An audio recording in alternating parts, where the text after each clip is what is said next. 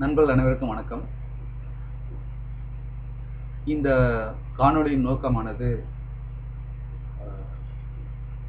புத்தக விமர்சனங்களை பற்றியதாகும். இன்றைய காலகட்டத்தில் எத்தனையோ திரைப்படங்கள் வெள்ளிக்கிழமைகளில் வெளியாகின்றன. அந்த திரைப்படங்களை பற்றிய விமர்சனங்கள் எல்லாம் நம்மால்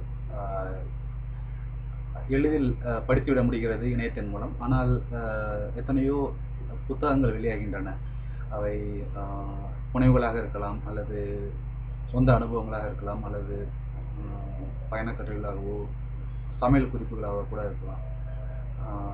அந்த மாதிரியான சில நல்ல புத்தகங்களை வாசகர்களுக்கு அல்லது இணையத்தில் புழங்கும் மக்களுக்கு கொண்டு செல்வது இந்த காணொலியின் நோக்கமாகும். இதன் முதல் கட்டமாக நான் முதலில் கையில் எடுத்துக்கொள்ள இருப்பது டாக்டர் ருத்தன் அவர்கள் எழுதிய மனநோய்கள் மற்றும் சிகிச்சை முறைகள் என்ற புத்தகமாகும்.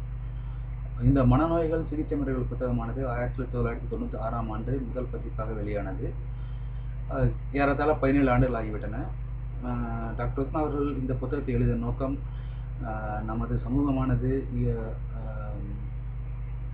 மனநோய் பற்றிய விழிப்புணர்வை இன்னமும் முழுமையாக அடையவில்லை என்ற காரணத்தினால்தான்.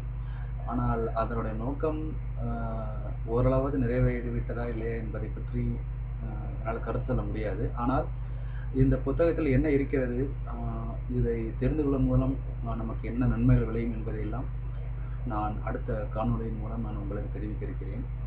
இந்த முன்னோட்டம் என்னவெனில், நான் இந்த மாதிரி ஒரு முயற்சியை செய்திருக்கிறேன் என்பதற்காக தான். அனைவருக்கும் நன்றி.